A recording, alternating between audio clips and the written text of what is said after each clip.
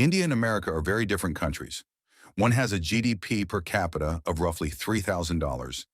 The other has a GDP per capita of roughly $80,000. When adjusted for what local currency can actually buy, America's GDP per capita is roughly 7.3 times higher than India's. And yet there are so many things that any ordinary middle-class Indian person experiences as completely routine that a middle-class American simply cannot access, cannot afford, or cannot find at any price. We are taught to look at India's lower cost of living as a sign of developing status. In reality, it is a masterclass in efficiency and proof of advanced social and digital systems that America's trillions have failed to replicate. Some of these things reveal the depth of Indian social architecture. Some reveal how India's ancient traditions produce advantages that no amount of modern investment can easily replicate. And some reveal that the systems India has built in the last decade are simply more advanced than what the world's wealthiest country offers its own people. Here are a few items identified. Number one, in America, a person who wakes up feeling unwell faces a process that would seem genuinely surreal to most Indians. To see a primary care physician, an American typically needs an appointment booked anywhere from 2 to 6 weeks in advance. If the matter feels urgent, a bad infection, a persistent pain, a fever that is not improving, the option is an urgent care clinic. Urgent care clinics are walk-in facilities, but walk-in is where the similarity to the Indian experience ends. An emergency room visit, for anything requiring immediate attention, costs between $1,000 and $3,000 for a basic consultation, often far more. The 2022 survey by the Commonwealth Fund found that Americans have the most expensive healthcare system among all high-income countries, and yet rank last on most health outcome measures. 1 in 4 Americans reports having skipped a recommended medical test or treatment in the past year because of cost. 1 in 3 reports not filling a prescription because they could not afford it. In India, the local general practitioner charges between 300 and 1,000 rupees, which is around $3.6 to $12 for a consultation, depending on the city and the doctor's seniority. A patient walks in, they sit down, they see the doctor. There is no stack of insurance forms, no network verifications, no endless phone calls for prior authorizations, and zero copay calculations. Just a doctor, a patient, and a fee so affordable, it removes the friction from healthcare. India's system is not perfect. Specialist care in India can be expensive. Quality varies enormously between urban and rural areas. Public hospitals are often overcrowded and under-resourced. But the baseline accessibility of a walk-in general practitioner, consultation for under $5, that too available in virtually every town and city in India, requiring no insurance, no appointment, no administrative process, is something that America has never built and currently offers its population only in the most inadequate and expensive substitute forms. The wealthiest country in the world has made seeing a doctor when one is unwell a financial and logistical challenge. In India, it is just another routine thing. Number 2, in America, domestic help, such as a cook, a cleaner, or a driver, is the exclusive territory of the wealthy. The cost of a full-time cook in an American city runs between $5,000 and $10,000 per month.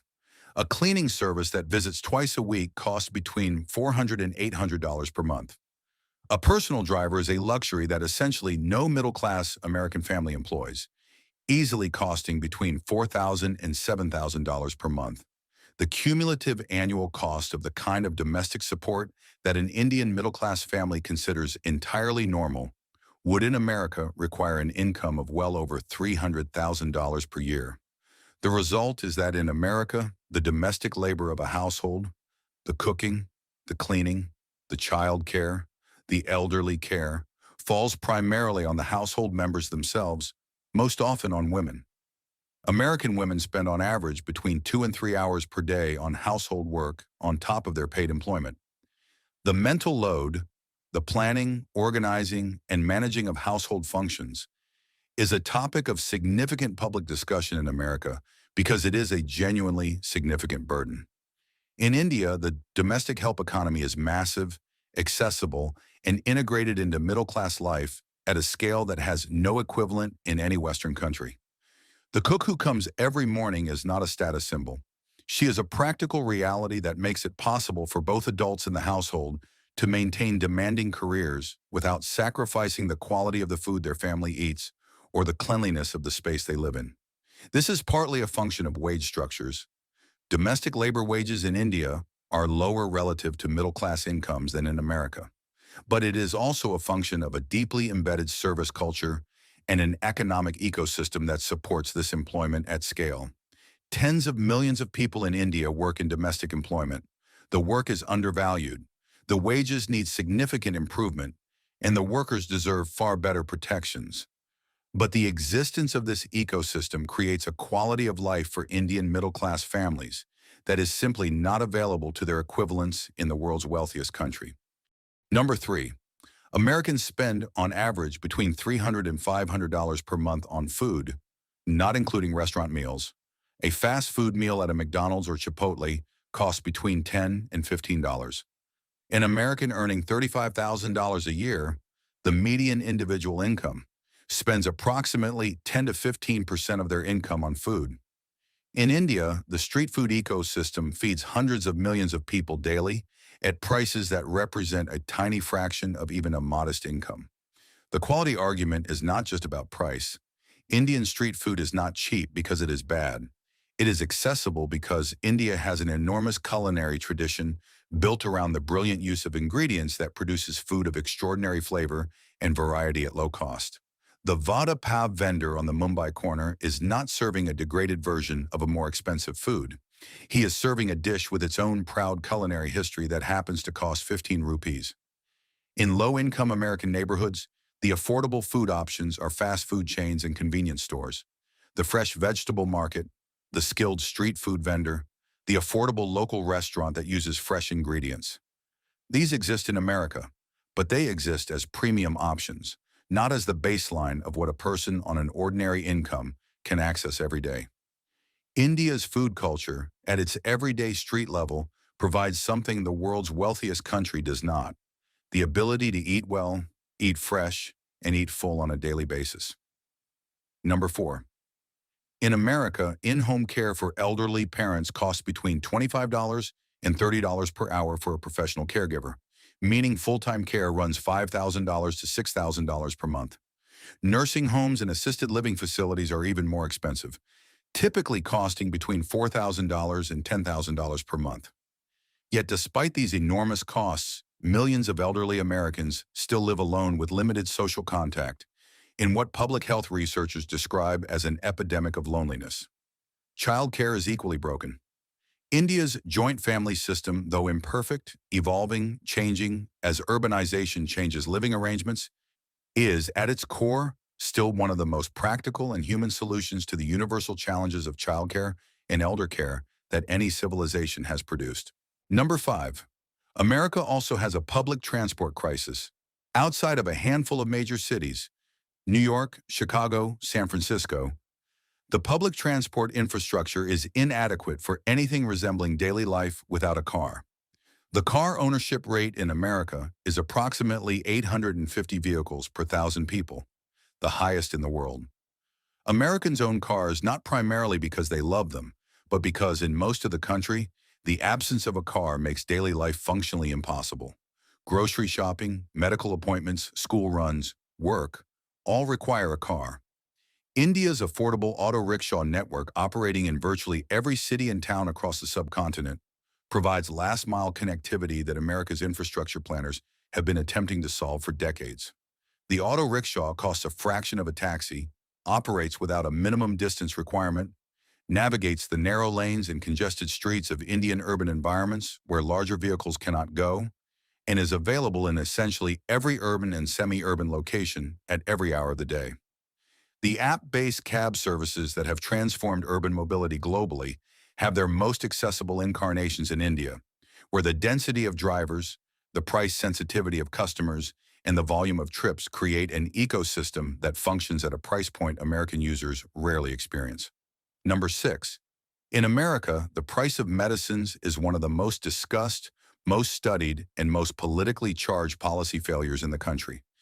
Insulin, a drug that has existed since the 1920s, that is required for survival by approximately 8 million Americans with type 1 and type 2 diabetes. Costs between $200 and $300 per vial at list price without insurance. Americans have died rationing their insulin because they could not afford the monthly cost. Congressional hearings have been held. Legislation has been passed.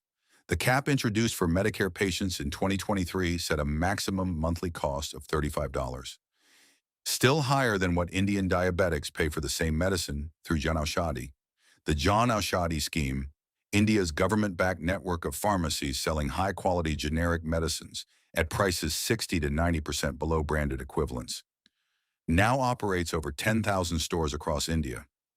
A month's supply of metformin, the most commonly prescribed diabetes medicine in the world, costs approximately 10 rupees, basically few cents at a Jan Aushadhi outlet. The same medicine costs between $20 and $40 in America without insurance. The contrast is not simply about wealth.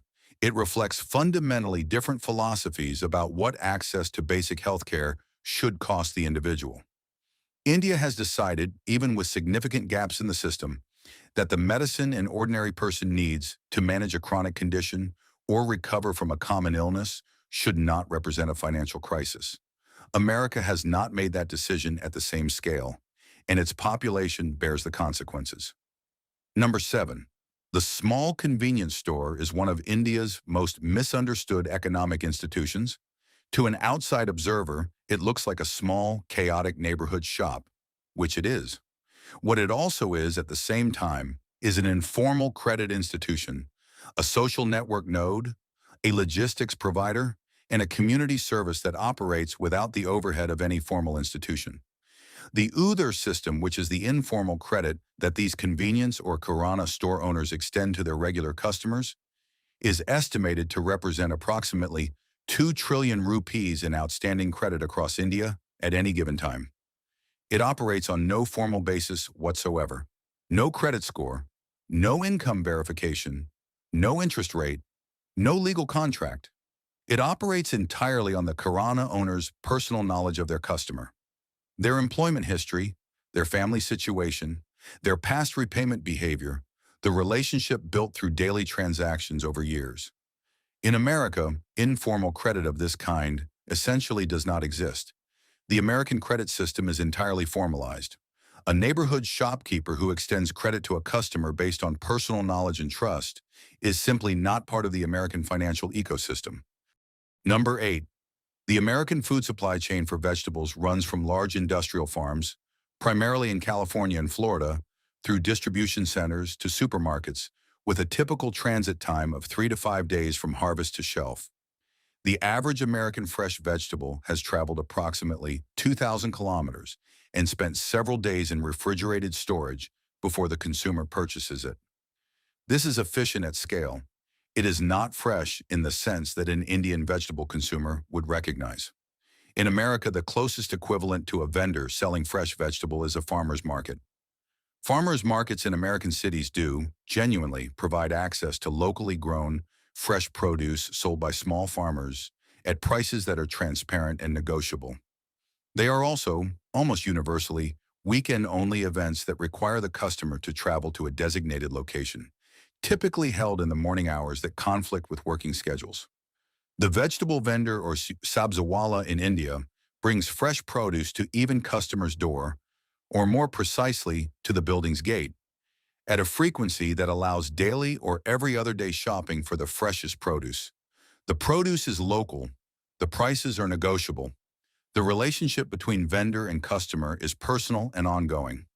The logistical miracle here is that this service, which would be marketed in America as a premium subscription fresh produce delivery box at $30 to $50 per week, operates in India as an informal, self-organizing economic system in which street vendors who own their carts bring vegetables grown within the agricultural belt of the city directly to urban consumers every morning, with no app, no subscription, no marketing, and no minimum order. Number 9. Jugaad is a Hindi word that is often translated as frugal innovation or improvised solution, but these translations miss the deeper meaning. Jugaad is a philosophy of repair over replacement, of solving problems with what is available, of treating the existing object as something with remaining value that can be restored rather than as waste that should be discarded. It is the mental orientation of a civilization that has always understood that materials are finite and that skill can extend their useful life. America has a replacement economy. When something breaks, the economic and cultural default is to replace it. The reasons are structural. American labor costs are high, so the cost of repair often approaches or exceeds the cost of replacement. Manufacturers design products that are difficult to repair, with proprietary components, glued assemblies, and warranty terms that void coverage for anything other than factory service.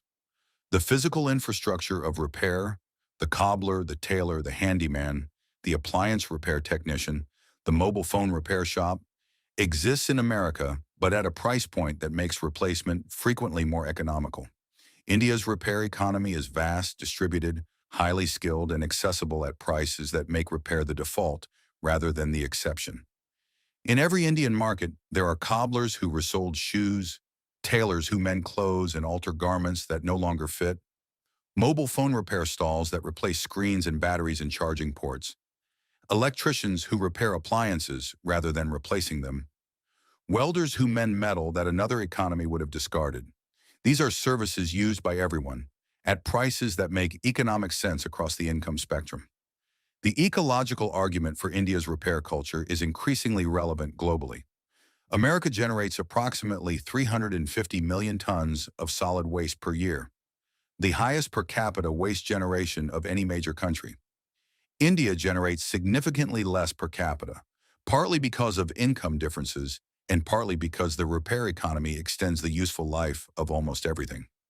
The phone that an American throws away after the screen cracks is fixed in India and used for another 2 years. The pressure cooker with a broken handle that an American replaces is repaired in India and used for another decade maybe. This mindset is a product of a civilization that values material things as the product of labor and resources that should be respected. The cobbler at the corner, the tailor who mends a shirt, the mechanic who diagnoses and repairs rather than replaces, these people are not providing a service that India has failed to modernize past. They are providing a service that India has correctly understood to be valuable, affordable, sustainable, and fundamentally more respectful of both the object and the craftsperson than the culture of disposability. Number 10. India's festival culture operates on an entirely different social logic. Diwali, Holi, Eid, Christmas, Pongal, Durga Puja, Ganesh Chaturthi, Navratri. These are not primarily family events. They are community events. The street is decorated. The courtyard is shared. The sweets are distributed to neighbors. The music is for everyone. The person you do not know well but have lived near for 10 years comes to your door to exchange sweets. The social bonds that this creates, casual, maintained through contact, form a fabric of community connection that social scientists have spent decades demonstrating is vital to human mental health. The epidemic of loneliness in America is documented in peer-reviewed research. Approximately 30% of Americans report feeling lonely frequently. 1 in 10 Americans has no close friends. The U.S. Surgeon General issued an advisory in 2023 describing loneliness as a public health crisis with mortality effects comparable to smoking 15 cigarettes per day. India's festival culture is not the only reason that Indians maintain stronger community bonds than Americans, but it is a significant infrastructure for those bonds. The annual rhythms of shared celebration force the active community into a family's calendar, whether or not the family has actively chosen to maintain those connections. The neighbor one has not spoken to in months becomes the neighbor one wishes in person, at the door, face to face. The family that is too busy with work to maintain social connections finds them maintained for them by the structure of the festivals themselves. None of this means India has solved all its problems. India's wealth inequality is profound. Access to these systems is not uniform across the country. Rural India and urban India are two different worlds in terms of what is available and at what quality. The informal economy that makes so much of this possible comes with its own vulnerabilities. The domestic worker who has no labor protections, the street food vendor who has no safety net, the kirana store owner whose Uber system fails when a customer defaults. But these things in this video are observations about the community's achievements. Things India has built, inherited, developed, and maintained that provide a quality of daily life, a texture of community, and an access to basic services that money alone cannot buy. The country with the highest GDP per capita in the world cannot provide its citizens a walk-in doctor appointment for 300 rupees. India can, and does, every single day. As India's economy grows, as its cities evolve, as its standards of living rise, the pressure will be to converge toward the American model, to replace the kirana store with the supermarket, to replace the mechanic with the authorized service center, to replace the open festival with the ticketed event, to replace the joint family with the individual household and the nursing home. That convergence is not inevitable, and it would not be an improvement in every dimension. The things in this video are worth protecting, worth celebrating, and worth building on because what India has is genuinely, measurably, humanly better than what the world's wealthiest country offers its people. If this gave you something to think about, like, subscribe, and we will see you in the next one.